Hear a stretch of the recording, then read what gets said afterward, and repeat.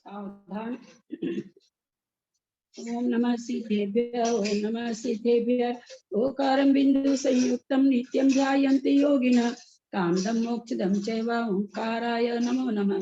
अब्रल सदघन होगा प्रक्षालित सकल भूतल कलंका मुनि विरूपासी तीर्था सरस्वती हर पुन दूरितम अज्ञानतिमिरान्धानां ज्ञानाञ्जन शलाकया चक्षुरुन्मिलितं येन तस्मै श्री गुरुवे नमः। श्री परम गुरुवे नमः। परम्पराचार्य गुरुभ्यो नमः। सकल कलुष विध्वंसकं श्रेषां परिवर्धकं धर्म संबंधकं भव्य जीवना प्रतिबोधकारकं पुण्य प्रकाशकं पापनाशकमिदं शास्त्रम् श्री गोमणसार जीवकांड नामधेयम् अस्ति मूल ग्रंथ कर्तार श्री सर्वज्ञ देवास्तदुत्तर ग्रंथ कर्तार श्री गंधर देवा प्रतिगंधर देवास्तेषां वचन अनुसार मासाद्य पूज्य श्री नेमि चंद्राचार्य न वीरिचनमिदं शास्त्रम् श्रोतारः सावधानतया शृण्वन्तु। मंगलम भगवान वीरो मंगलम गौतमो गनि मंगलम कुंद कुंडादो जैन धर्मोस्तु मंगलम सर्वमंगल मांगल्यम सर्वकल्याणकारकम प्रधानम सर्वधर्माणां जैनम जयतु शासनम जैनम जयतु शासनम। सरस्वती नमस्तुभ्यं वरदे कामरूपिणी विद्यारंभं करिष्यामि सिद्धिर्भवतु मे सदा। द्वादशांग जिनवानी माता की जय। गोमटसार जीवकांड जी की जय। नेमिचंद आचार्य की जय। टीकाकर्ता रत्नचंद्र मुक्तार जी की जय। अढ़ाई दीप में विराजमान सभी आचार्य उपाध्याय सर्व साधु के चरणों में नमोस्तु नमोस्तु नमोस्तु। सभी आरिका माता जी के चरणों में बंदामी बंदामी बंदामी। सभी छुल्लक छुल्लिका एलक के चरणों में इच्छामी इच्छामी इच्छामी। सभी प्रतिमाधारी के चरणों में वंदना वंदना वंदना। रूप में विराजमान सभी पूज्य जनों का सादर चरण स्पर्श सभी से सादर जय जिने। हम लोग गोमटसार जीवकांड जी का स्वाध्याय कर रहे हैं। स्वाध्याय करते हुए हम लोग प्रमथ गुण स्थान में आ चुके हैं 48 नंबर की गाथा में। सिद्धम सूत्रम परणीय जिनिंदवर नेमि चंद्रमकलंकम गुणरयन भूषण उदयम जीवस्य परिगणं गोच्छम।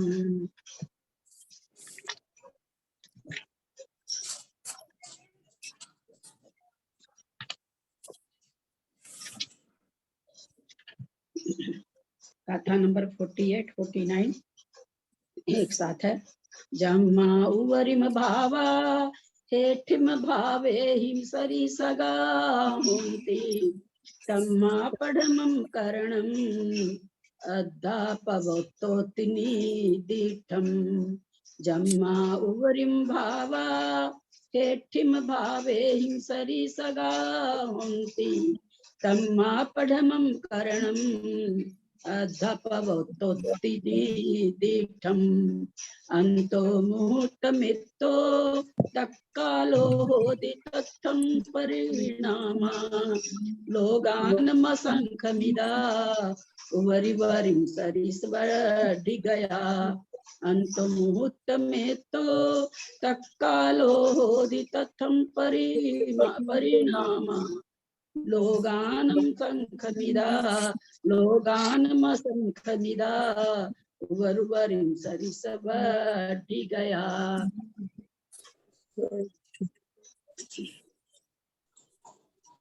सरला पाटनी कथा का उच्चारण कर रहे हैं 48 नंबर। हाँ जय जय प्रणाम। जम्मा भावा हेक्तिम भावे हिमसरी सगावन्ति तम्मा करणम् अधापवत्तु तिदिठम् अंतो मुहूर्तमेत्तो। एक ही गाथा। दूसरी गाथा बिना जैन करें। बिना जैन।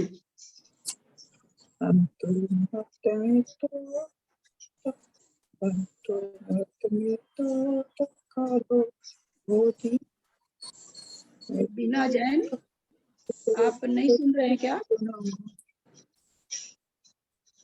जी सुन रही हूँ। हाँ जी। अंतो मुहूर्तमेतो तत्कालो होदितत् परिणामा लोगाणं संखमिदा ऊरुवरिं सरिस्वड्डि गया। इसका उच्चारण ठीक नहीं हुआ, हम एक बार फिर से करते हैं, आप लोग सब सुने ध्यान से।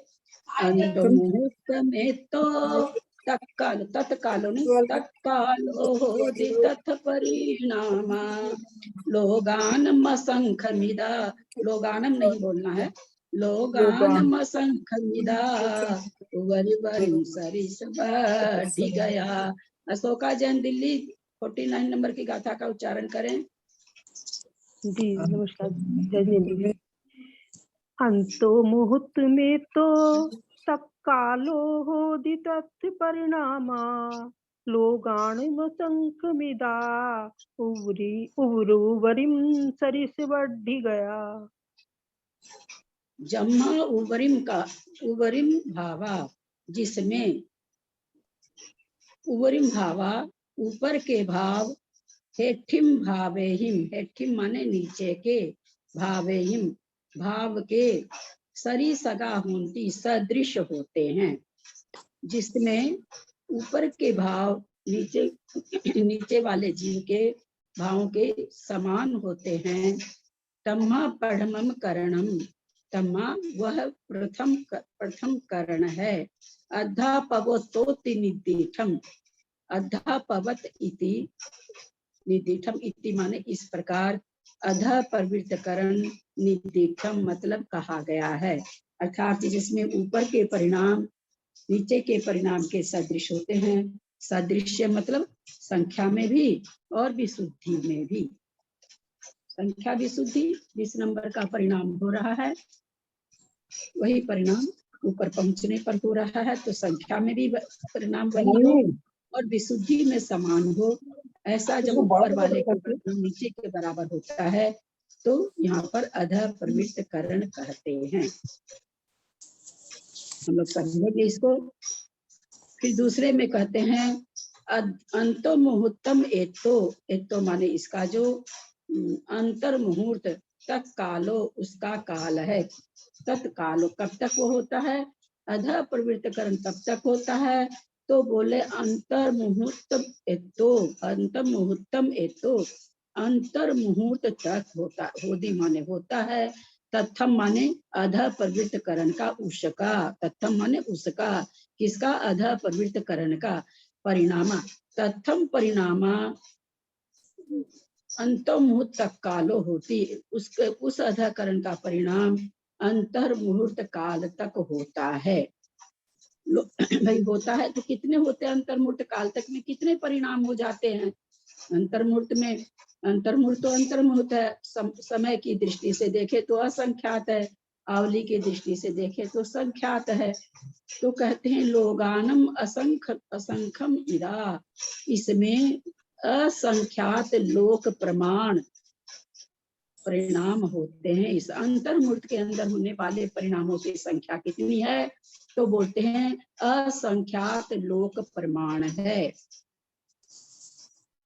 उवरु उवरिम उवरु उवरुवरिम ऊपर ऊपर सरिस बढ़ी गया, जो वृद्धि को प्राप्त होती है वो एक जैसी वृद्धि होती है। ऐसा नहीं कि ऊपर बढ़ते जा रहे हैं तो विशुद्धि 10 की जगह 20 हो रही है, एक समान वृद्धि को प्राप्त होते हैं। परिणाम हमने जाना कितना है, असंख्यात लोक प्रमाण है। समय कितना है, अंतर मुहूर्त है। एक समय में किसी भी जीव को एक परिणाम होता है। अब कोई जीव हैं, जीव कितने हैं, अध प्रवृत्त करण करने वाले सामान्य से कितने जीव हो सकते हैं। सामान्य कथन में एक साथ करने वाले, अध प्रवृत्त करण को करने वाले एक साथ सामान्य से कथन पूछा जा रहा है, कितने हो सकते हैं। संख्यात हो सकते हैं, संख्यात, हाँ, संख्यात हो सकते हैं, संख्यात। एक एक जन बोले, अभी शायद त्रिशला जी ने कहा, एक एक जन अपने को अनम्यूट करके बोले, प्रश्न को समझें। अधः प्रवृत्त करण करने वाले, कोई विशेषता नहीं डाल रहे हैं इसमें हम, कोई मार्गना प्ररूपना कुछ नहीं डाल रहे हैं, सामान्य से पूछा जा रहा है। एक साथ तीनों लोक में एक साथ मान लीजिए अधः प्रवृत्त करण जीव कर रहे हैं, कोई किस समय कोई किस समय, एक समय में कितने जीव कर सकते हैं? 299।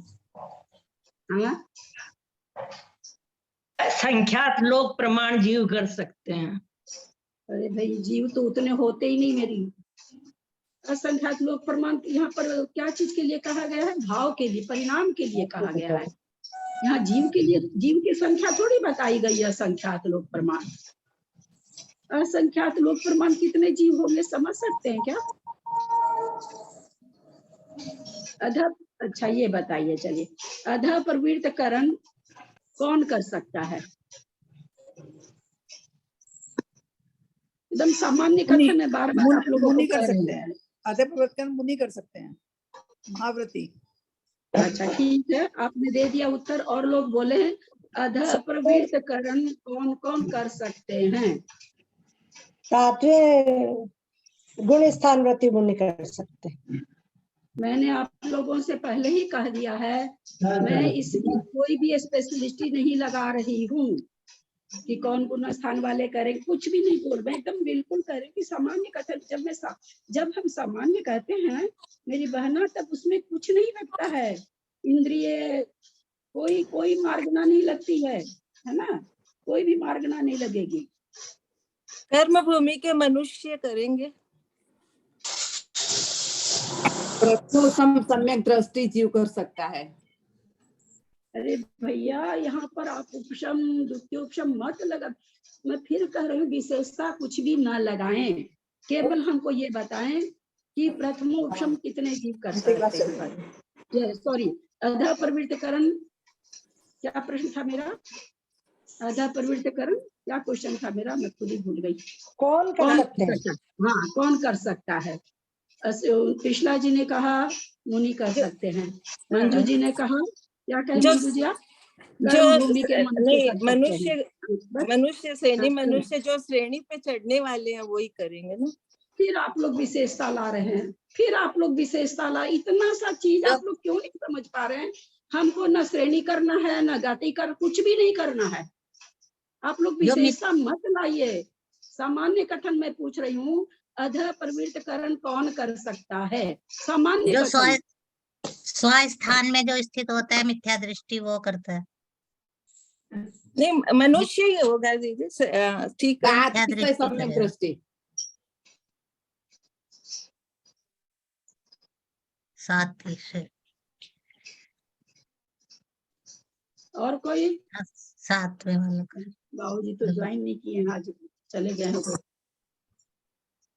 बाबूजी, अधः प्रवृत्त करण साधारण कथन में, एकदम सिंपल कथन, कुछ नहीं लगाना, कोई मार्गना नहीं, 14 मार्गना 20 प्ररूपना में कुछ भी नहीं लगाना है। अधः प्रवृत्त करण कौन कर सकते हैं? तो दो तीन तरह के जीव कर सकते हैं, जो अनुदान मंदिर का विषय यूज करते हैं वो भी कर सकते हैं। तो मुनराज जब ऊपर चढ़ रहे हैं श्रेणी में, तब मुनराज भी कर सकते हैं। फिर बाबूजी विशेषता ले आए आप लोग। चलिए, अधः प्रवृत्त करण चारों गति के जीव पंचेंद्रिय संगी कर सकते हैं। हाँ कर सकते हैं। तो सामान्य कथन, न अभी हम इसमें द्वितीयोपशम लगा रहे हैं, न प्रथमोपशम लगाना है, न छपक श्रेणी लगाना है, न उपशम श्रेणी लगाना। सामान्य कथन बार बार आप लोगों को कह रहे थे कि कौन कर सकता है, तो चारों गति के जीव जो पंचेंद्रिय संगी है वो अधः प्रवृत्त करण कर सकते हैं। सही है कि नहीं? आप लोगों को ठीक लगा कि नहीं है? और यही तो मेरा प्रश्न था कि कौन कर सकते हैं। तो आप लोग जो कर सकते हैं समग्र दृष्टि, इसलिए चारों गतियों में जो ये हो सकता है। मिथ्या दृष्टि कर सकते हैं। प्रथमोपशम तो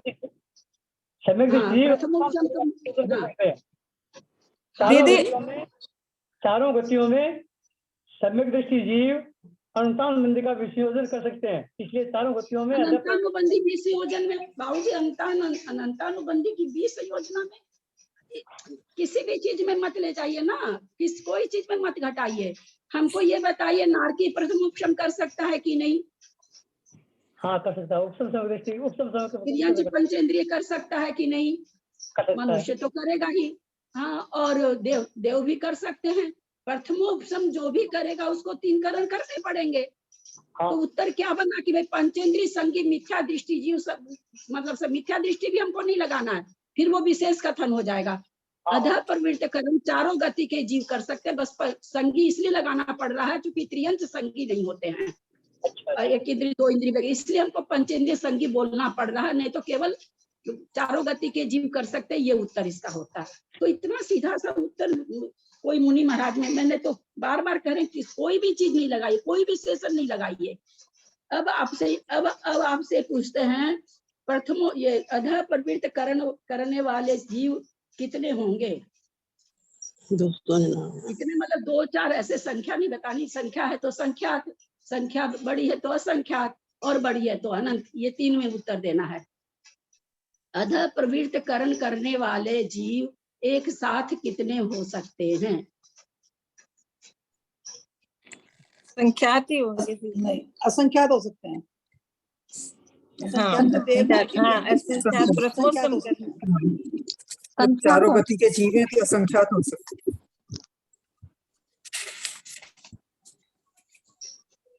केवल मनुष्य ही तो संख्यात हैं, बाकी तो देव भी असंख्यात हैं, नारकी भी असंख्यात हैं, त्रियंच भी असंख्यात हैं। और प्रथम उपशम सम्यक दर्शन अगर कोई कर रहा तो अधः प्रवृत्तिकरण करना पड़ेगा। तो अधः प्रवृत्तिकरण, हम अभी इसमें कोई विशेषता नहीं लगा रहे हैं कि श्रेणी कौन चढ़ेगा, ये सब कोई विशेषता, सामान्य से हम समझना चाह रहे हैं कि अधः प्रवृत्तिकरण है क्या चीज। तो उत्तर क्या आया कि असंख्यात कर सकते हैं। अब जब हमको चारों ये गति के बताइए, जीव, हाँ जब चारों गति के जीव कर सकते हैं तो असंख्यात ही है। हाँ, असंख्यात कर सकते हैं। ये आपने पूछा था ना कि एक समय में कितने हो सकते, ये पूछा ना? हाँ, एक समय में कर सकते हैं। में भी असंख्यात असंख्यातो जीव एक समय में प्रथमोपशम कर सकते हैं, बिल्कुल। क्योंकि बहुत है ना, देवों की संख्या बहुत है, नारकियों की संख्या बहुत है ना। ऐसा नहीं आया कहीं भी अभी तक पढ़ने में कि प्रथमोपशम इतने ही जीव करेंगे, ऐसा विवेचन अभी तक सारी सत्संख्यानुयोग द्वारा हम लोगों ने पढ़ लिया। कहीं भी ये नहीं आया, जब संख्या पर रूपना आई तो उसमें ये संख्या नहीं आई कि प्रथमोपशम इतने जीव करेंगे, क्योंकि सारे ही जीव असंख्यात हैं, तो इसलिए ये विवेचन नहीं, असंख्यात में चला जाएगा। अब दीदी एक क्वेश्चन था यहाँ पे कि अधः प्रवृत्तकरण तो सातिशय इसका नाम है ना, तो अधः प्रवृत्तकरण वाला तो श्रेणी पे चढ़ता है ना, कि प्रथमोपशम 2 बार अधःकरण होता है। प्रथमोपशम वाला बताया था ना, हमने बताया था ना 3 करण कितने बार होते हैं, काउंटिंग कराया था ना आप लोगों को। हाँ, परंतु उसको भी अधः प्रवृत्तकरण ही बोलेंगे क्या, सातिशय? हाँ, सबकी संज्ञा वही है। ये श्रेणी चढ़ने वाले ही बहुत। उस दिन ये भी बताया था कि जब प्रथमोपशम कोई कर रहा है तो, और उसके बाद मान लीजिए कोई अनंतानुबंधी की विषय योजना करा, तो प्रथमोपशम करते हुए जीव के अधः प्रवृत्तिकरण के परिणाम सबसे, मतलब क्या कहें उसको, कम क्वालिटी की विशुद्धि में सबसे कम होंगे। अनंतानुबंधी का कर रहे हैं वो उससे ज्यादा विशुद्धि के होंगे। सकल संयम धारण कर रहे हैं वो उससे ज्यादा विशुद्धि वाले, उससे ज्यादा ऊंची जैसे थर्मामीटर के हिसाब में अगर हम कहें तो ऊंची डिग्री वाले होंगे। कोई उपशम श्रेणी चढ़ रहा है उस समय कर रहा तो और ज्यादा, कोई छायिक सम्यक दर्शन प्राप्त कर रहा है तो उसका 3 करण के परिणाम और उत्कृष्ट होंगे। और कोई छपक श्रेणी चढ़ रहा तो उसके 3 करण परिणाम सबसे उत्कृष्ट होंगे। पर परिणाम तो तीनों ही तरह के होंगे। हाँ, थोड़ा सा पर इसमें जैसे एक जगह लिखा हुआ है ना यहाँ पे, तो कि अधःकरण नामक कोई गुण स्थान नहीं है, अतः प्रथम अधःकरण सातिशय अप्रमद गुण स्थान में होता है। हाँ जी, हाँ, सातिशय में हुआ ना, और बाकी वहां पर सातिशय मिथ्या दृष्टि है ना। और बाकी सब जगह जैसे चौथे गुण स्थान से कर रहा तो सातिशय छायोपशमिक सम्यक हो जाएगा, सब जगह वहां पर उस चीज में सातिशय लग जाएगा। ज्यादा करके सातिशय मिथ्या दृष्टि के लिए और अप्रमद के लिए है, क्योंकि यही 2 चीज ज्यादा करके प्रकाश में आती है, बाकी चीज में जो करण परिणाम हो रहे हैं वो पता नहीं चलता है, विशुद्धि हो जाती है और चढ़ जाते हैं। क्योंकि हम लोग सब जान चुके 3 करण परिणामों के द्वारा ही सकल संयम भी होता है, उपसम श्रेणी भी 3 करण परिणाम करने पड़ते हैं, उपसम सम्यक प्राप्त करने के लिए 3 करण परिणाम करने पड़ते हैं, छायिक सम्यक प्राप्त करने के लिए 3 करण परिणाम करने पड़ते हैं। इस तरह से 3 करण परिणाम तो कई जगह होता है ना। तो अच्छा, ठीक है जी। पहले मैंने सोचा कि अध्ययन प्रवृत्ति वही करता है जो श्रेणी पे चढ़ने वाला होता है, इसे समझ कर। अब करण परिवृत्ति परिणाम गुण स्थानों में करने वाले कितने जीव होंगे?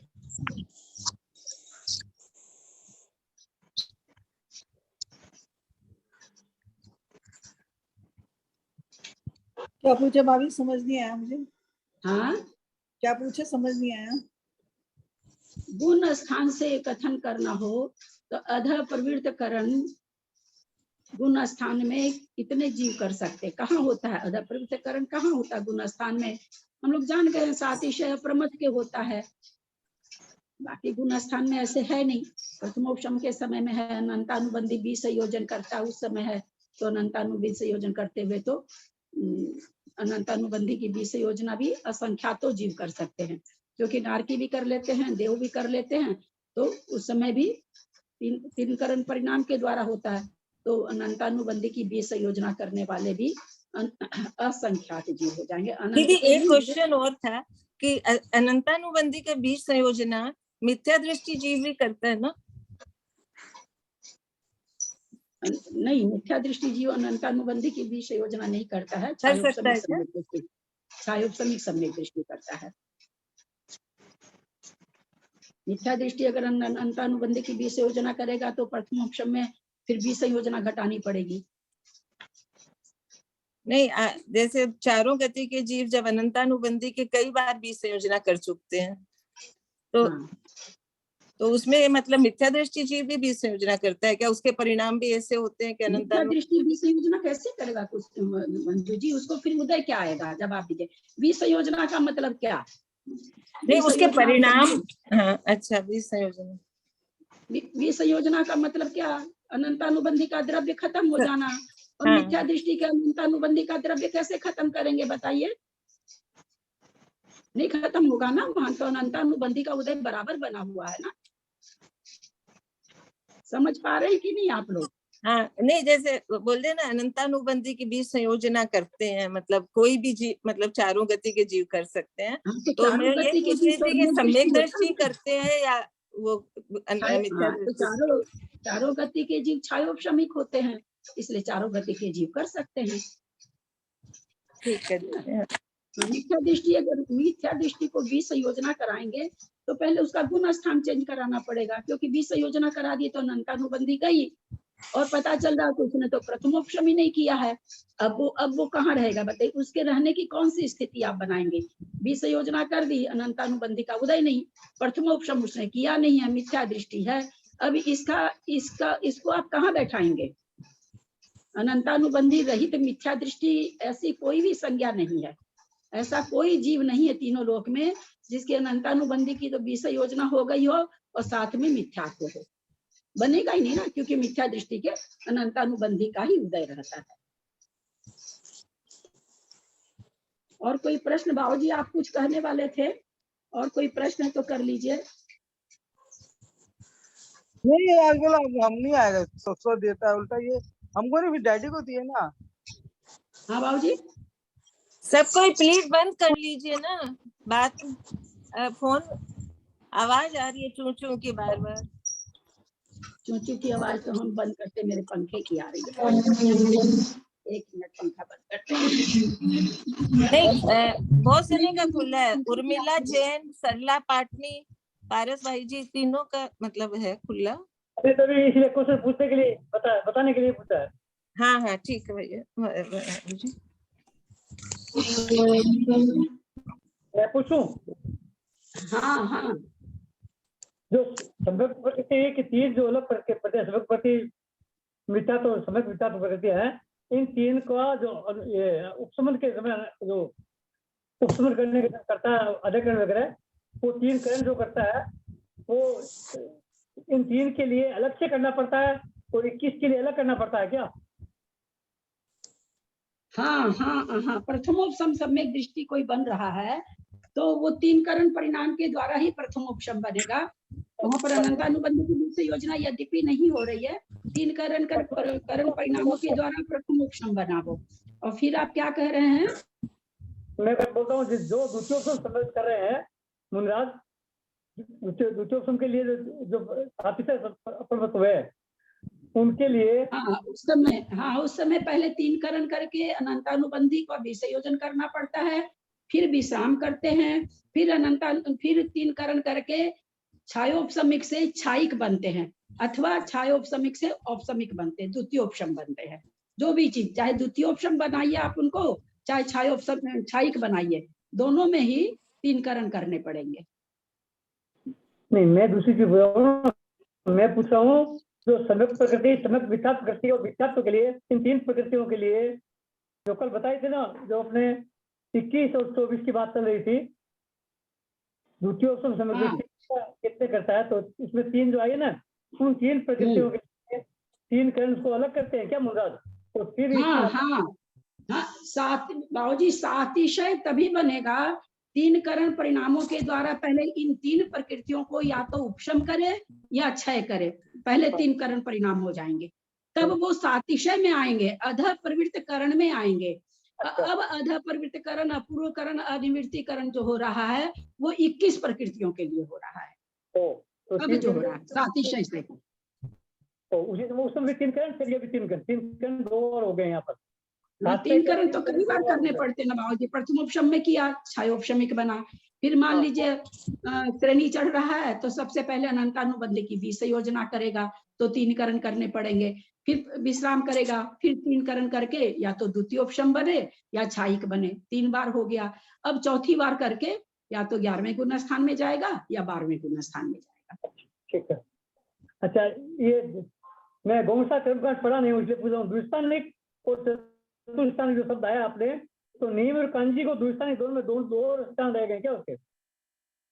द्विस्थानिक का मतलब हो जाएगा नीम कांजी, बीच हलाहल हटा दीजिए, नीम कांजी रह गया। नहीं, द्विस्थानिक में कौन से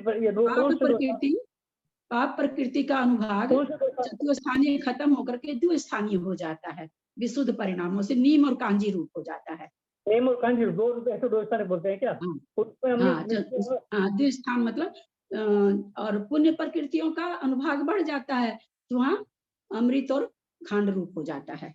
अगर द्विस्थानीय होगा तो वैसे चतुस्थानीय रहता है, पुण्य प्रकृतियों का जो अनुभाग है वो चतुस्थानीय रहता है, द्विस्थानीय होने की उसमें जरूरत नहीं पड़ती है, लेकिन पाप प्रकृतियों का अनुभाग द्विस्थानीय हो जाता है विशुद्ध परिणामों से। पता है इसमें सातवें परमत में बंधापन कितने होते हैं उसमें?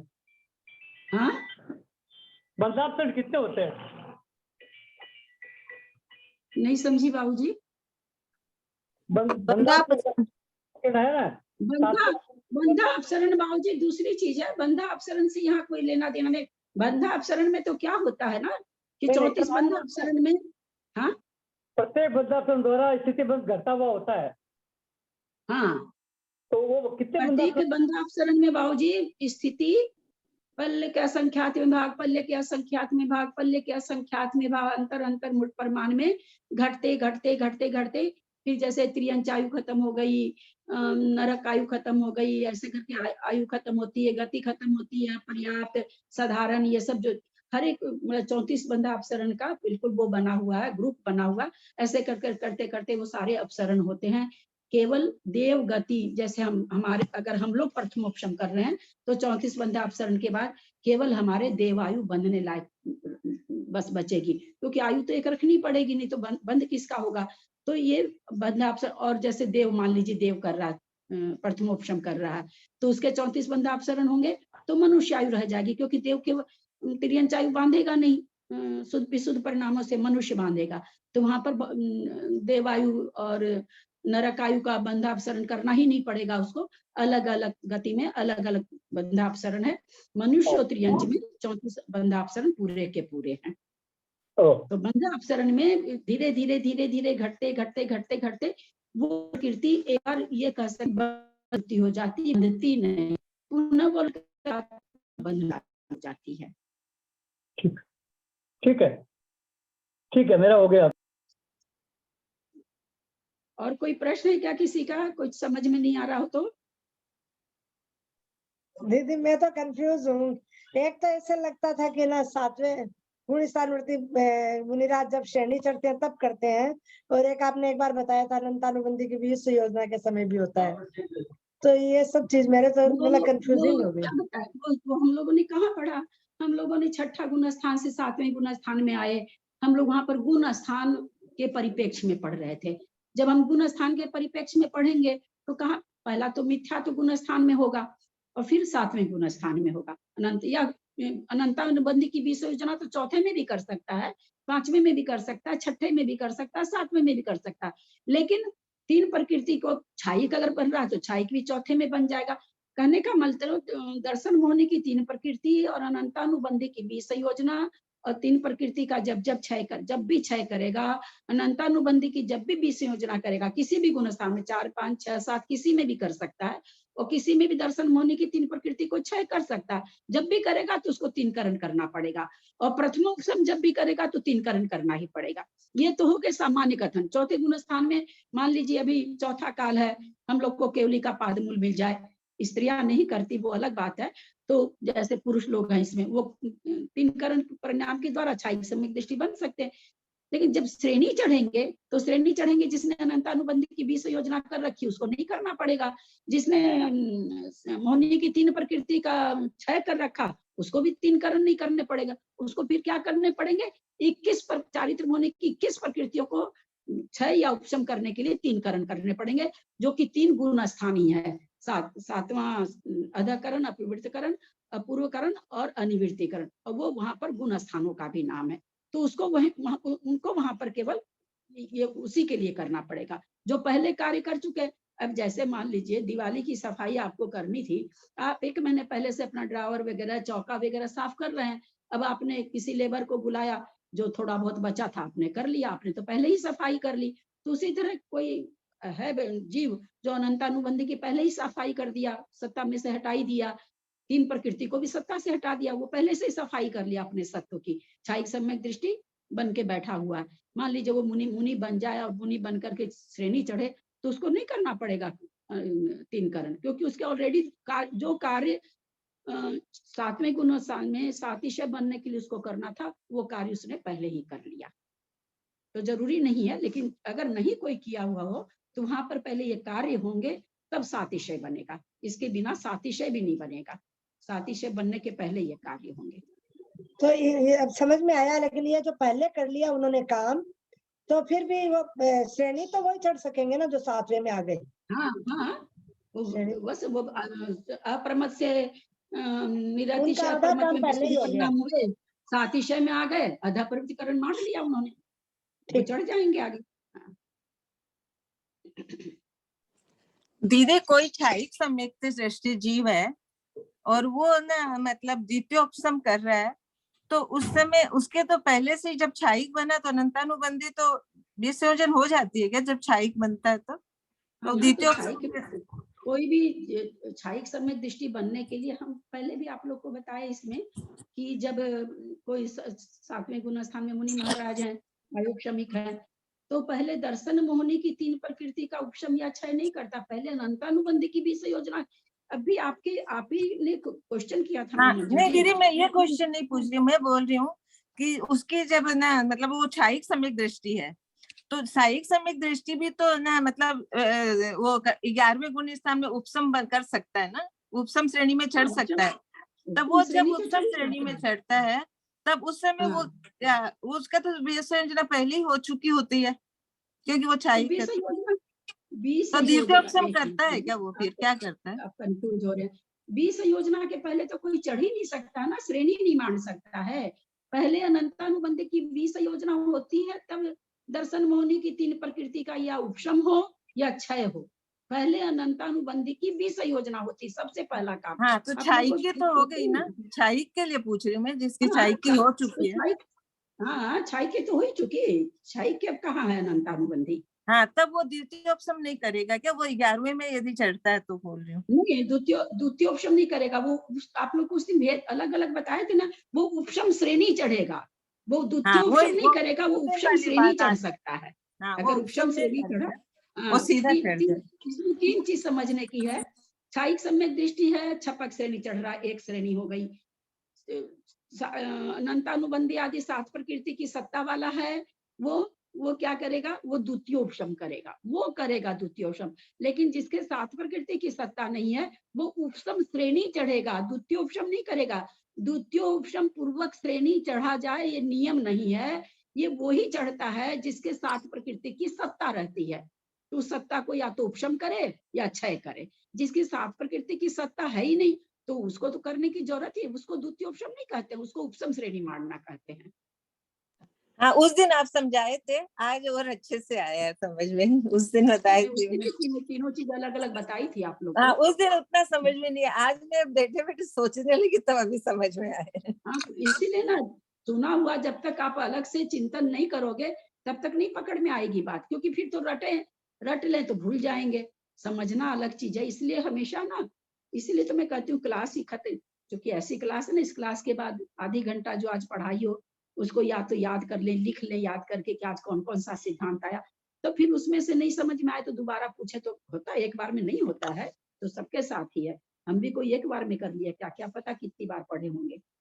प्रणाम ललिता जी। दीदी, फिर इसका मतलब तो ये हो गया ना कि वो जो एक तो उपशम श्रेणी चढ़े क्षय करने वाले, और एक द्वितीय उपशम जो किए वो क्षयिक श्रेणी चढ़े, वो तो सीधे 12वें में जाएंगे। क्षयिक नहीं, क्षयिक कैसे चढ़ेंगे? द्वितीय उपशम वाला क्षयिक कैसे चढ़ेंगे सरिता जी? उसके तो सत्ता पड़ी है 7 प्रकृति की। वो तो उपशम ही चढ़ेगा। हाँ, वो तो उपशम ही चढ़ेगा, वो द्वितीय उपशम उपशम श्रेणी वाला तो चढ़ेगा। उपशम ही चढ़ेगा। क्षयिक उपशम उपशम भी चढ़ेगा। चढ़ सकता है और छपक भी चढ़ हाँ, सकता वो है। दोनों चढ़ सकता है, ठीक। हाँ। और द्वितीय ललिता जी उपशम वाला प्रणाम जो करते हैं। चढ़ेगा तो उपशम ही चढ़ेगा। एक हाँ। मिनट ललिता जी, हाँ, मैं बोल रही हूँ, मैं ये बोल रही थी कि जो 7 प्रकृतियों का जिसने क्षय कर दिया है और वो श्रेणी चढ़ रहे हैं, उसको हम उपश्रेणी बोलते हैं। जो बाकी की 21 प्रकृतियों का उपशम कर रहा है, इसलिए उपशम श्रेणी बोलते हैं क्या? हाँ, 7 प्रकृतियों का जिनने क्षय कर दिया, वो श्रेणी का हाँ। भी उपशम श्रेणी नाम आता है ना अपने, हम्म, क्षयिक भी हाँ। आता है, उपशम भी आता है। तो उपशम हाँ, श्रेणी उनको इसलिए बोलते हैं कि बाकी की 21 प्रकृतियों का उपशम कर रहे हैं, उपशम करता है, इसलिए वो उपशम श्रेणी इसलिए पे उसको चढ़ रहा है। और जो क्षय करके चढ़ता है उसको छपक श्रेणी कहते हैं। हाँ, उसको छपक बोलता है। नहीं, उनको उपशम क्यों बोलते हैं ये मेरे को आए कि वो इसीलिए बोलते मतलब हैं। ये 21 प्रकृति पे डिपेंड हो गया, उपशमिक या क्षयिक, वो क्षयिक श्रेणी 21 चढ़ा है। प्रकृति पर डिपेंड है, श्रेणी 7 प्रकृति पर डिपेंड नहीं है, क्योंकि हाँ। 7 प्रकृति को तो या तो क्षय करो या द्वितीय उपशम उपशम करो। करो तभी श्रेणी मंडेगी। इसलिए श्रेणी 7 प्रकृति पर डिपेंड नहीं है, 7 प्रकृति के करे बिना तो सातिशय नहीं हो रहा है, सातिशय होने में उसको ये है, इसलिए उस 7 प्रकृति को भूल जाइए। तो उपशम श्रेणी किससे होता है? तो 21 प्रकृति उपशम से होता है। हाँ। कोई प्रश्न और?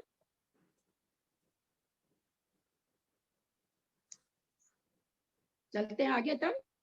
तो आपका तो प्रश्न यहाँ रह पे- गया, अदय प्रवृत्त कर्ण परिणाम गुण स्थानों में करने वाले जीव कितने होंगे?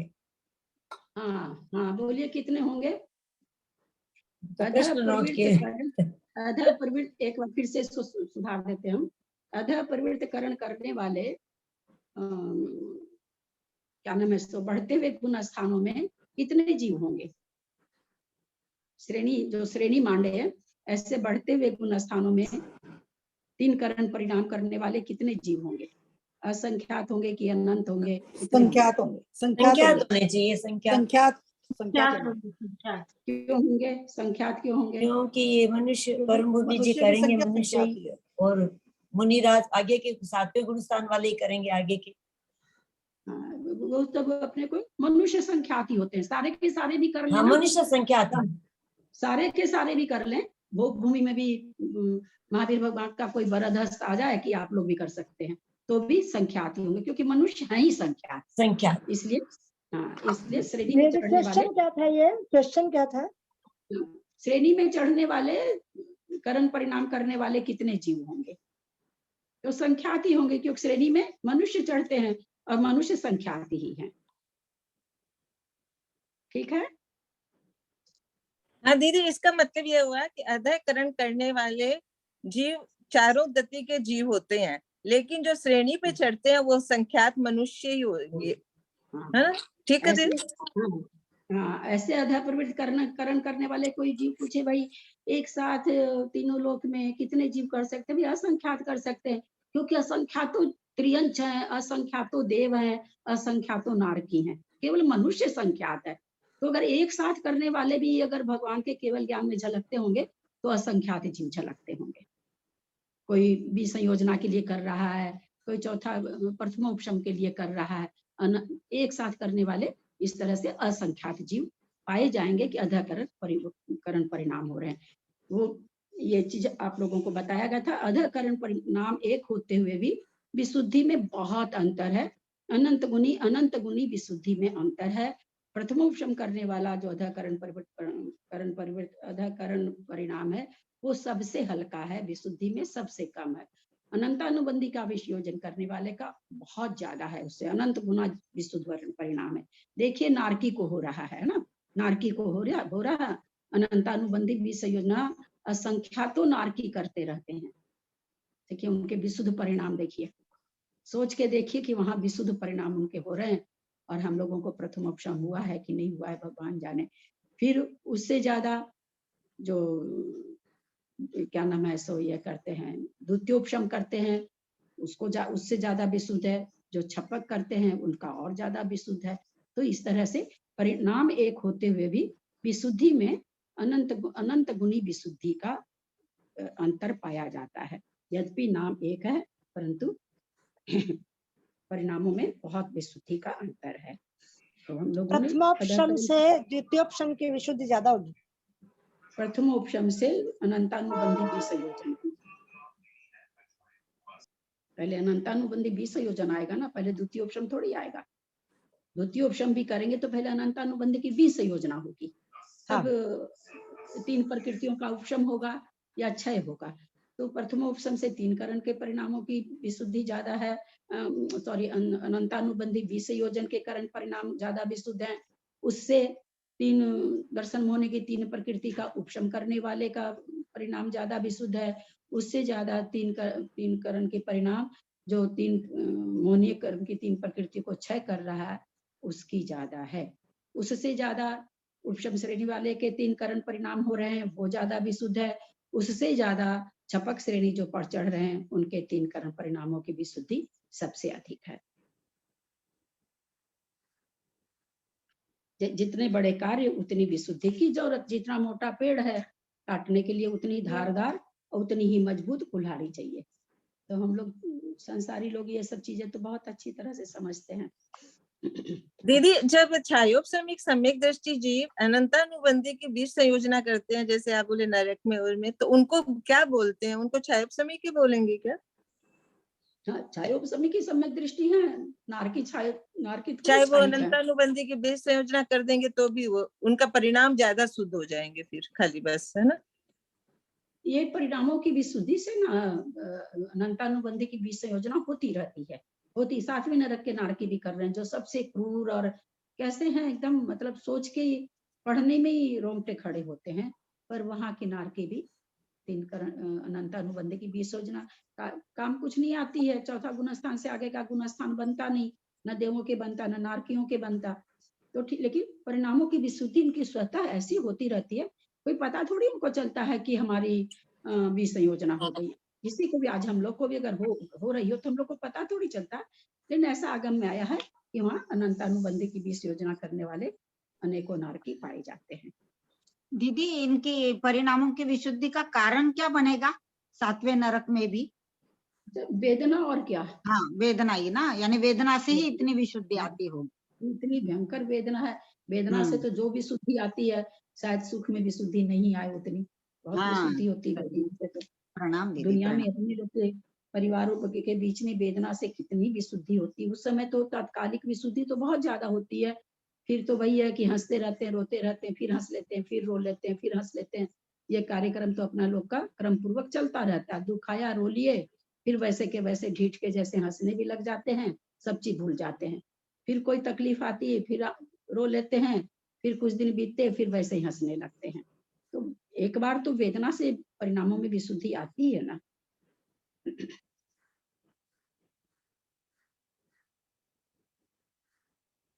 तो यहाँ पर क्या कहा जा रहा है कि चूंकि हम लोगों को अंक संदृष्टि समझनी है, तो अपने लोगों को कुछ चीजें दिमाग में रखना पड़ेगा कि एक तो इसका काल कितना है, अंतर्मुहूर्त है। दूसरा इन्होंने क्या कहा, कितने परिणाम है, असंख्यात लोक प्रमाण परिणाम है। किसके, अध प्रवृत्त करण के। अध प्रवृत्त करण में अंतर्मुहूर्त में होने वाले परिणामों की संख्या कितनी है, असंख्यात लोक प्रमाण है। जीव कितने कर सकते हैं अध प्रवृत्त करण, तो हम लोगों ने समझा असंख्यातों जीव कर सकते हैं। अनंत तो नहीं बनते, क्यों, अनंत की संख्या निगोद में ही बनती है। लेकिन बहुत परिणाम जितने हैं, परिणाम से असंख्यात लोग परिणाम से चारों गति के जो जीव हैं, जो अध प्रवृत्त करण करने में सक्षम हैं। यहाँ फिर समझिएगा, अध प्रवृत्तिकरण का मतलब वही लगाइएगा कि चौथा मतलब प्रथमोपशम वाला या अनंतानुबंध की विषय योजना वाला। अधकृत परिणाम उन जीवों से कम है। जैसे कोई, इसको हम ऐसे समझें, कोई कह दे कि भाई भारतवर्ष में स्कूल के बच्चे 25 करोड़ हैं। भारतवर्ष में स्कूल के बच्चे कितने हैं, 25 करोड़ हैं। भाई 25 करोड़ कैसे, 1 से 12 क्लास 25 करोड़ कैसे हो जाएंगे। तो भाई देखा जाता है पहली क्लास में इतने बच्चे, दूसरी क्लास में इतने बच्चे, तो एक ही क्लास में बहुत बहुत बच्चे पाए जाते हैं। उनकी जब संख्या जोड़ के निकाली गई तो निकला भाई 25, क्लास तो 12 ही है और बच्चे कितने आए, 25 करोड़। तो एक एक क्लास में बहुत बहुत बच्चे हैं। तो उसी तरह परिणाम असंख्यात लोग परिमाण है और जीव बहुत ज्यादा हैं। अतः इससे क्या निकला कि एक समय में कई जीवों के एक ही जैसे परिणाम पाए जाते हैं। एक समय में कई जीवों, क्योंकि परिणामों की संख्या कम है और जीवों की संख्या उस असंख्यात लोक प्रमाण से जीवों की संख्या बहुत ज्यादा है। क्योंकि बहुत पहले नरक में कितने नारकी, ज्योतिष देव कितने, व्यंतर देव कितने, है ना, संख्या ही नहीं बताई। जीव सामायिक पाठ में आते हैं ना, ज्योतिष व्यंतर के अधिकानों, बस अधिकानों बता के छोड़ दिया गया। हम लोग तो इसकी संख्या, इसकी भी संख्या हम लोग जीव कांड जी में, चूंकि जीव के बारे में बताया जा रहा है तो सबकी संख्या बताई जाएगी इसमें। तो यहाँ पर एक जैसे परिणाम कितने भी जीव को हो सकते हैं। परिणामों की संख्या कम है और परिणाम को करने वालों की, जीवों की संख्या अधिक है। और अंतर्मुहूर्त काल है, अंतर एक समय में एक परिणाम होता है। अंतर्मुहूर्त काल में जितना, अंतर्मुहूर्त काल में समय तो असंख्यात है। अब असंख्यात, बहुत छोटा भी असंख्यात, जहां से जैसे हम लोगों ने समझ पढ़ा था ना, परित असंख्यात, परित असंख्यात में फिर पढ़ा था जघन्य परित असंख्यात, वो भी असंख्यात है।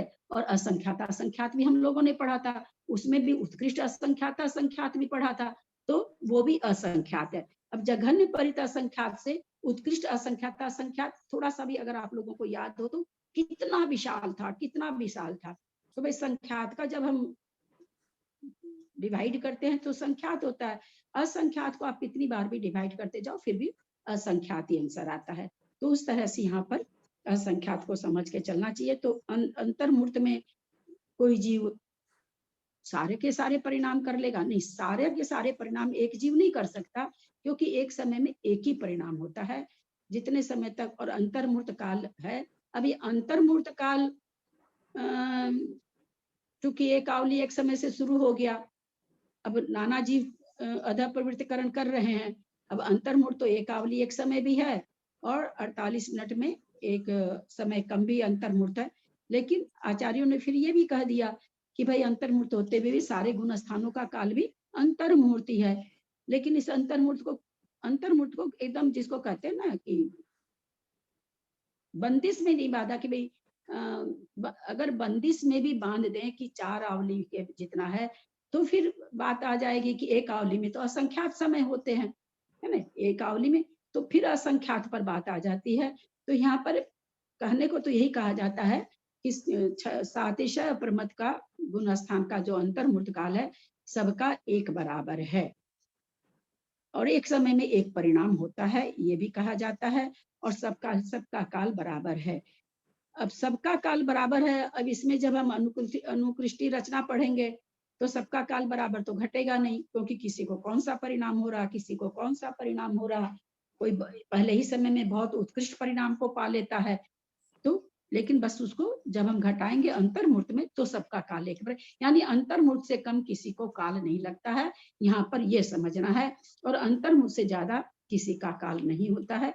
यहाँ पर अंतर्मूर्त को हमको ऐसे ही समझना है, न कि हम एक बाउंड्री बना के समझ पाएंगे कि भाई 10 समय लगता है, 15 समय लगता है, ऐसा बाउंड्री नहीं बन सकती है। यहाँ पर इतनी ही बाउंड्री है कि अंतर्मूर्त लगता है और एक समय में एक परिणाम होता है, एक से अनेक परिणाम एक समय में नहीं हो सकते हैं। तो जितने समय तक रहा उसमें उतने परिणाम उसको हो जाएंगे। तो क्या कोई जीव अधः प्रवृत्त करण में रहता हुआ सारे परिणामों को कर लेगा क्या? नहीं कर सकता, नहीं कर सकता, नहीं कर सकता। क्यों? असंख्यात समय है एक आवली में, परिणाम भी असंख्यात लोक प्रमाण है। क्योंकि एक बिल्कुल समय में होता एक है। ही परिणाम करेगा ना, वो एक समय में एक ही परिणाम होंगे और इतने सारे जीव हाँ, एक समय में एक परिणाम होगा, पर अंतर्मूर्त काल तक रह रहा है, उसमें तो बहुत सारे समय आ गए। नहीं कर पाएगा। परिणाम तो बहुत सारे हर जीव अलग अलग करेंगे, नहीं कर पाएगा। अरे खाली आपके ऐसे बोलने से नहीं होगा ना, क्यों नहीं कर पाएगा? हम बोल दिए नहीं कर पाएगा तो आप लोग मान जाएंगे क्या? मानेंगे नहीं, कहेंगे कारण बताइए। क्योंकि परिणामों की संख्या बहुत, परिणाम ज्यादा है, परिणाम की संख्या बहुत है, संख्या दो प्रमाण है, परिणाम जो है संख्या दो प्रमाण है। परिणामों की संख्या बहुत ज्यादा है और अंतर्मूर्त का काल बहुत छोटा है, इसलिए सारे परिणामों को नहीं कर पाएगा।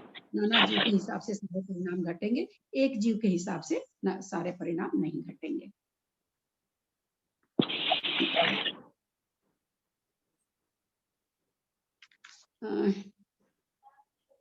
इसको पढ़ाने के पहले हम पहले समझा देते तब समझ में आता, ये तो ऐसे नहीं समझ में आएगा।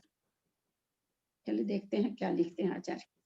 जिस परिणाम विशेष के द्वारा उपशम आदि रूप विवक्षित भाव उत्पन्न किया जाता है वह परिणाम करण कहलाता है। ठीक है, समझ में आ रहा है? जिस करण में विद्यमान जीव के करण रूप परिणाम अर्थात उपरितन आगे के समय के परिणाम नीचे के पूर्व के समय के परिणाम सदृश होते हैं वह अधः प्रवृत्त करण है। इस कारण से उपरिम समय के परिणाम नीचे के समय में भी पाए जाते हैं। उक्त कथन का तात्पर्य है। हमने शेयर कर रहे हैं, उससे समझाते हैं आप लोग को। एक मिनट।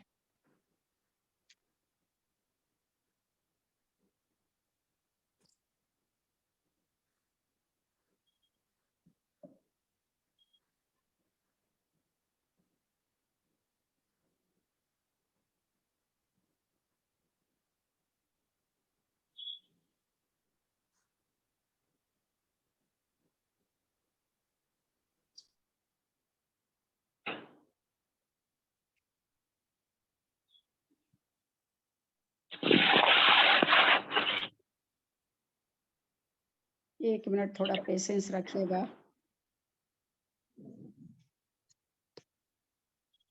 किधर चला गया?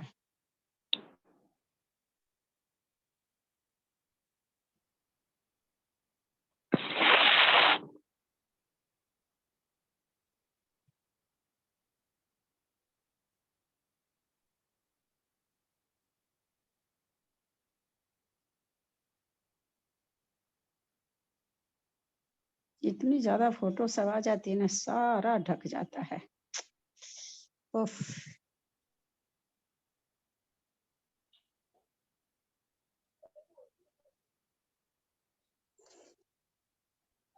ये भी आगे का निकल गया। अच्छा चलिए इसी से समझाते हैं। दिखाई दे रहा है आप लोग को?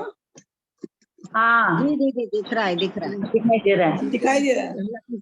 इसके पहले का एक था, हाँ इसका पहले का एक था, वो नहीं निकल पाया। निकल तो जाएगा पर इतने सारे छोटे छोटे दिखता ही नहीं है।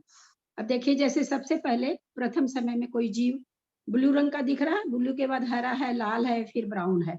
कोई हाँ। जीव पहले समय में चढ़ा, अधः प्रवृत्तिकरण का पहला समय किसी ना किसी का, सबका ही होगा, जो अधः प्रवृत्तिकरण करेगा पहला समय हुआ, तो पहले समय में उसकी जो विशुद्धि हुई वो उसको ब्लू के जैसे हुई।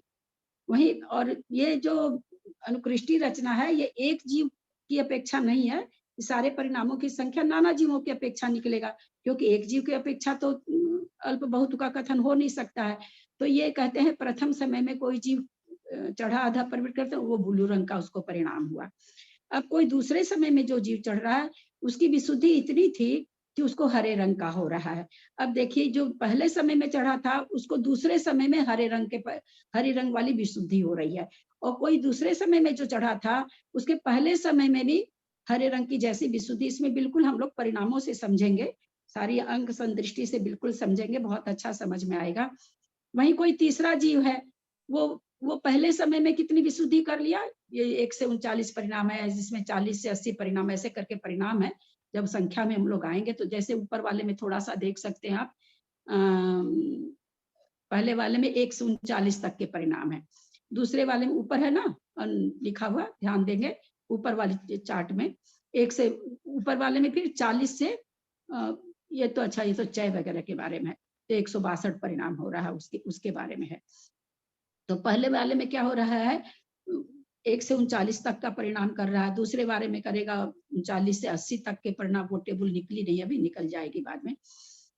कोई तीसरे समय में चढ़ा और वो उसकी इतनी विशुद्धि हुई कि लाल जो दिखाया जा रहा है चेक, वैसा परिणाम उसको हो गया। अब जो पहला वाला है वो तीसरे समय में जब गया है तब उसकी विशुद्धि इतनी बढ़ गई। और कोई जीव है अभी अधः प्रवृत्तिकरण मांडा ही है कि उसके परिणाम कैसे हो गए, जो पहले समय में जिसको तीसरे पहले वाले का तीसरे समय 3 समय उसको हो गया था अधः प्रवृत्तिकरण मांडे, तब उसके परिणामों में उतनी विशुद्धि आई थी। और कोई जीव ऐसा है जो पहले समय में ही उतनी विशुद्धि को ले लिया। फिर और एक ब्राउन कलर का दिखाया जा रहा है, भाई ब्राउन कलर वाले को इतनी विशुद्धि हुई जितनी विशुद्धि पहले समय में चढ़ने वाले को चौथे समय में हो रही है, दूसरे समय में चढ़ने वाले को तीसरे समय में हो रही है, तीसरे समय में चढ़ने वाले को दूसरे समय में हो रही है। तो ये जो ये अनुकृष्टि रचना का मतलब ये होता है कि ऊपर वाला का परिणाम, अब ये जो चौथे समय में ब्राउन रंग की विशुद्धि है और पहले समय में भी ब्राउन रंग की विशुद्धि है। अब सोचिए कोई जीव कितना छलांग लगा लिया, पहले ही समय में पहले वाले के चौथे समय की विशुद्धि को पहले ही समय में कर लिया, यानी वो पहले ही समय में इस विशुद्धि को प्राप्त कर लिया। तो समय उसका पहला और उसका चौथा, इसको अनुकृष्टि रचना कहते हैं कि जो पहले चढ़ा उसकी विशुद्धि जो बाद में चढ़ रहा उसके समान पाई जाना। नीचे अधः प्रवृत्ति, अधः माने नीचे की ओर प्रवृत्त होना। ऊपर चढ़ा था पहले, पर उसकी प्रवृत्ति कैसी है, उसकी विशुद्धि कैसी है, पहले समय वाले के जितनी है। तो इसलिए इस स्थान का नाम क्या पड़ गया, इस करण का नाम क्या पड़ गया, अधः प्रवृत्त करण, ऐसा इसका नाम पड़ा। तो इस तरह से ये कैसे निकलती है विशुद्धि, इसका बिल्कुल मतलब गणित है, बिल्कुल ये हम लोग गणित से भी समझेंगे इसको। गणित में थोड़ा सा फार्मूला वगैरह आप लोग को याद करना पड़ेगा। तो यहाँ पर केवल हम ये समझे कि ये विशुद्धि अधः प्रवृत्तिकरण इसको कहा। अच्छा, सब में प्रति समय जो विशुद्धि है, प्रत्येक ब्लॉक में जो विशुद्धियां हैं वो असंख्यात लोक प्रमाण है। मान लीजिए 1 से 39 तक की विशुद्धि है, कोई 30 वाली कर रहा, कोई 25 वाली कर रहा, ऐसा नहीं कि सभी कोई एक समय में होने वाली विशुद्धियां भी असंख्यात लोक प्रमाण है। उसमें से कोई भी विशुद्धि के परिणाम उसके हो सकते हैं। ऐसा नहीं कि एक ही भाई 100 नंबर का परिणाम केवल पहले समय में होता है तो 100 नंबर वाला ही करेगा, ऐसा नहीं है। परिणामों की संख्या कितनी है प्रत्येक ब्लॉक में, असंख्यात लोक प्रमाण है। और एक समय में उन असंख्यात लोक प्रमाण में से केवल एक परिणाम उसको होगा एक समय में, दूसरा उसमें से कोई भी एक परिणाम होगा। फिर दूसरे समय में जब वो जा रहा है तो विशुद्धि कितनी होती है, अनंत गुनी विशुद्धि है। बढ़ती हुई विशुद्धि कितनी है, विशुद्धि के बढ़ने का परिमाण कितना है, अनंत गुना है। पहले से दूसरे समय में अनंत गुना, दूसरे से तीसरे समय में अनंत गुना, तीसरे से चौथे समय में अनंत गुना। ये हुआ ऊर्ध्वगच्छ। त्रियक गच्छ में भी, ऊर्ध्वगच्छ मतलब ऊपर जाते हुए, त्रियक गच्छ में भी क्या है, पहले वाले ब्लॉक में जो असंख्यात लोक परिमाण परिणाम पाए जाते हैं, उनसे दूसरे ब्लॉक में जो असंख्यात लोग परिणाम पाए जा रहे हैं, वे भी अनंत गुणे विशुद्धि को लिए हुए हैं। तो इस तरह से स्वस्थान विशुद्धि भी है, पर स्थान विशुद्धि भी है। दोनों तरह से विशुद्धि संख्या में और इस विशुद्धि की अपेक्षा और संख्या की अपेक्षा एक जैसे बढ़ते हुए हैं। ऐसा नहीं है कि भाई कहीं पर तो असंख्यात गुणी वृद्धि है, विशुद्धि है, कहीं संख्यात गुणी है, ऐसा नहीं है। सभी जगह विशुद्धि का परिमाण कितना है? अनंत गुना है। सभी जगह परिणाम कितने हैं? तो असंख्यात लोक प्रमाण परिणाम है। इसी को अनुकृष्टि रचना कहते हैं कि एक जीव का 4 समय में बीतने पर भी जो परिणाम की विशुद्धि जितनी पाई गई, उतनी ही विशुद्धि कोई दूसरा। और ये कहा किसमें तुलना करेंगे? आदिनाथ भगवान चढ़े थे, है ना। अदाकरण तो सबको करना पड़ा है, अदाप्रवृत्तिकरण उन्होंने किया, और आज कोई जीव विधेय क्षेत्र में कर रहा है, उन दोनों में भी तुलना होगी। एक ऐसे आप लिख मत लीजिएगा कि हम समझाना चाह रहे हैं कि ये नाना जीवों की अपेक्षा है और किसी भी जीव के प्रति है। यहाँ तीर्थंकर इसलिए कि तीर्थंकर हाईलाइट रहता है, इसलिए तीर्थंकर का नाम दिया गया। तो उनको भी अधः प्रवृत्तिकरण में कौन सी विशुद्धि हुई थी? वो वाली विशुद्धि जो उनको मान लीजिए पहले समय में हुई थी, वही वाली विशुद्धि किसी को पहले समय में उनको ब्राउन वाली हुई होगी, अब विदेह क्षेत्र में कोई कर रहे हैं तो उनकी ब्लू वाली होगी।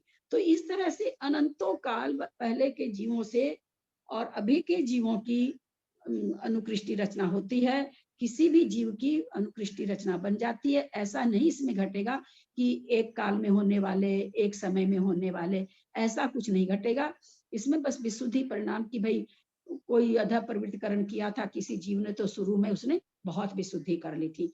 कोई जीव कर रहा है, आज करे चाहे उसी समय किया हो, वो बहुत नीचे की क्वालिटी की विशुद्धि कर रहा है। इसी को अनुकृष्टि रचना कहते हैं। इसको हम लोग और अंक से, समय हो गया है, अंक वगैरह से बहुत अच्छी तरह से हम लोग समझेंगे इसको। अभी केवल इतना ही समझे कि किस तरह से ऊपर नीचे की विशुद्धि किस तरह से समान होती है, वो केवल हम समझाना चाह रहे थे आप लोग को। दीदी ये समझ में आया? हाँ आया। अनुकृष्ट रचना के लेकिन डेफिनेशन एक सही लैंग्वेज में दिखाइए ना। एक भाभी मुझे पूछना था जरा सा, थोड़ा सा। आपकी वो अनुकृष्ट रचना चली गई ना, मुझे सिर्फ ये पूछना था, जैसे पहले समय से दूसरे समय में अनंत गुणे परिणाम अच्छे होते हैं, दूसरे से तीसरे में, तो जैसे जो पहले समय में जो ग्रीन, मान लो ग्रीन वाला पहले समय में आया है और वो दूसरे समय में भी ग्रीन वाला आया है, जैसे क्योंकि परिणाम वैसे ही रहते हैं, तो वो अनंत गुणे से थोड़े होंगे, वो तो वैसे ही परिणाम होंगे जैसे पहले समय में थे, वही परिणाम दूसरे समय वाले जीव के भी हो रहे हैं। ऐसा ही है ना?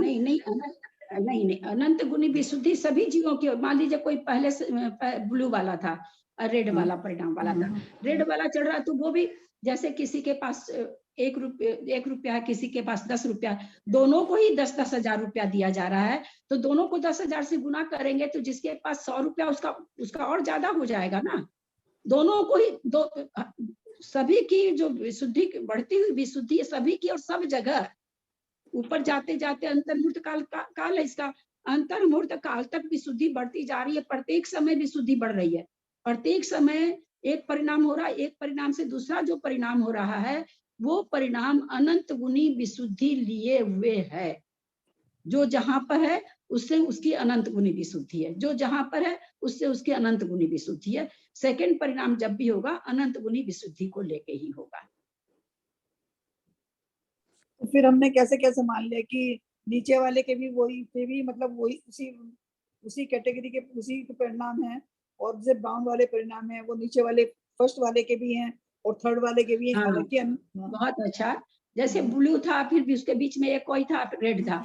मान लीजिए ये जो परिणाम रेड वाला जो परिणाम है वो 1000 वाला है, और ये वाला क्या क्या, पहले उसने 10 वाला परिणाम किया, फिर अगली बार मान लीजिए अनंत को हम 10 बना लेते हैं तो 100 किया, फिर उसने तीसरे समय में 1000 किया, और ये पहले ही समय में 1000 कर लिया, है ना। ये पहले ही समय में 1000 कर लिया, तो उसका पहले वाले जीव का तीसरे समय का परिणाम और पहले समय में चढ़ने वाला जो तीसरा जीव था, दोनों के परिणाम की संख्या 1 हो गई, विशुद्धि 1 हो गई, संख्या भी 1 हो गई और विशुद्धि भी 1 हो गई। दीदी इसको ऐसे समझे क्या दीदी दीदी इसको ऐसा समझे जैसे दो जन निकले रुपए कमाने, तो किसने पहले समय में 100 कमा लिया और दूसरे ने उतने ही समय में 1000 कमा लिया, ऐसा समझे। नहीं, एक समय में नहीं घटा सकते। नहीं, यहाँ पर तो ये बताना कि जो पहले समय में निकला तो भाई विशुद्धि प्रत्येक, यहाँ पर क्या है कि कहते हैं कि प्रत्येक समय विशुद्धि बढ़ रही है।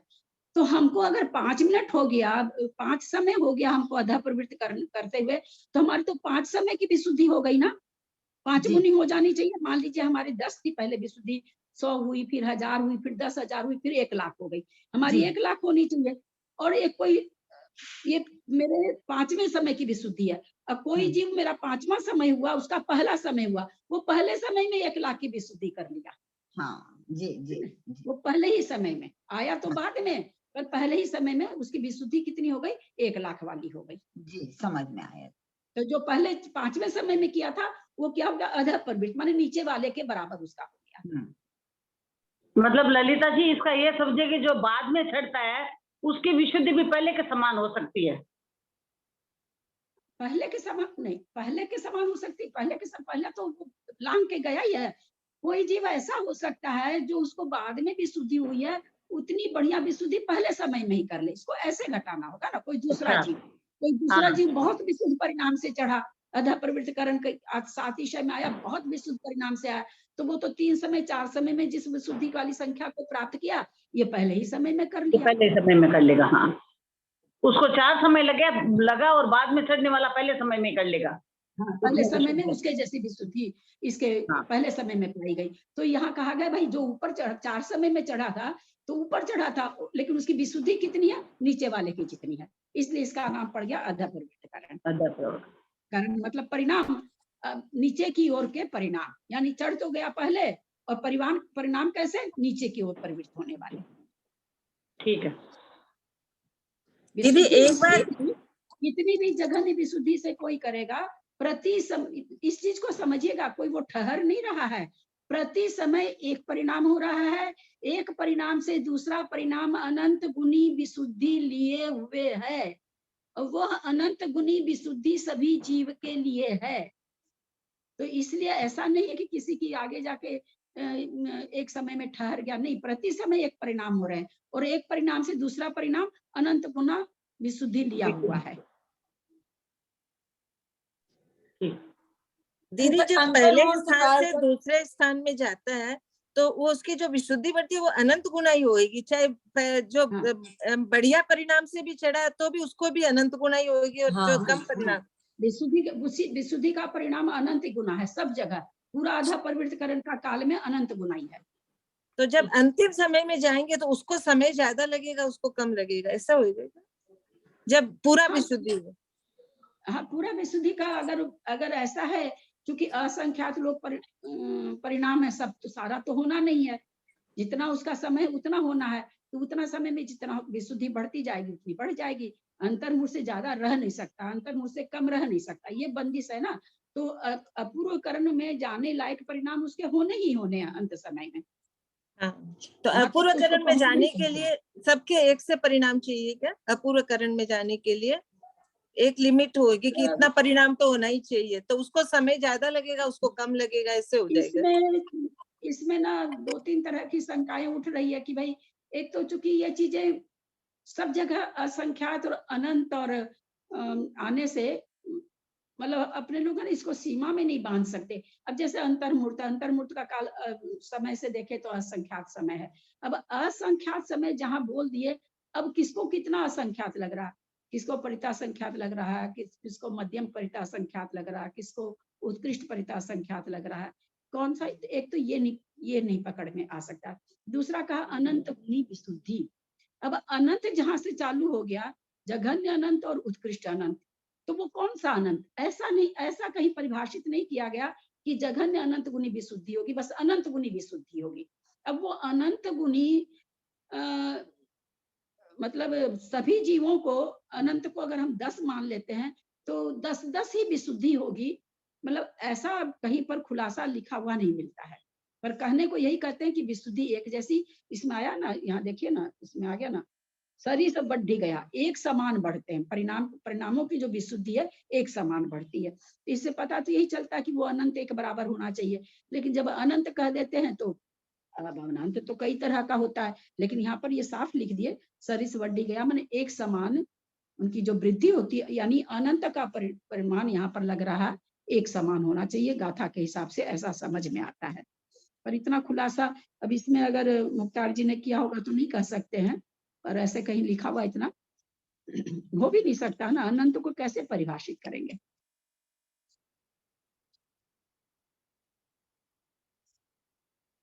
समय हो गया और दीदी कोई प्रश्न है क्या? समय भी हो गया, समझ में भी आया। खाली अनुकृष्टि रचना के अच्छे शब्दों में एक परिभाषा लिखा दीजिए। अनुकृष्टि रचना की परिभाषा बहुत अच्छी आएगी 8 दिन के बाद, मैं आप लोगों को इसी में भेज दूंगी, है ना? एकदम भेज दूंगी अनुकृष्टि रचना की, जिसमें अनुकृष्टि रचना ऊपर की ओर मतलब जिसमें ऊपर पहले समय में चढ़ने वाले जीव की विशुद्धि दूसरे समय में चढ़ने वाले जीव के समान पाई जाती है, उसको अनुकृष्टि रचना के लिए आधा प्रवृत्तकरण कहते हैं उसको। तो अनुकृष्टि रचना का और कुछ आएगा शायद। ऊपर के और नीचे के परिणाम में जो सादृश्य दिखाई जाती है, परिणामों में समानता। वाली कर्णान योग में तो पढ़ा था, ऊपर नीचे के परिणामों में सादृश्यता दिखाने वाली रचना को अनुकृष्टि कहते हैं। हाँ, वही चीज है ना, वही का सादृश्य का मतलब ऊपर के परिणाम नीचे वाले जीव के परिणाम के सदृश होने को दिखाने वाली रचना को अनुकृष्टि रचना कहते हैं। हाँ, वही होगा, उसको दिखाने वाली रचना को अनुकृष्टि रचना कहते हैं। जो टेबल से देखे ना अपने लोग, वही चीज। 28 में जीव कांड होगा नहीं, 28 के बाद होगा। शाम की क्लास तो होगी ना 28 में? हाँ, शाम की क्लास तो मन तो है, देखें। आप विधान में बैठ रहे हो क्या दीदी? विधान में बैठ रही है क्या? हाँ, विधान हो रहा है ना अलीपुर में। विधान में बैठ रही है क्या? विधान है क्या? नहीं, दोपहर में ले लें तो सीधे से विधान है क्या? शाम वाली क्लास दोपहर में हो जाए तो?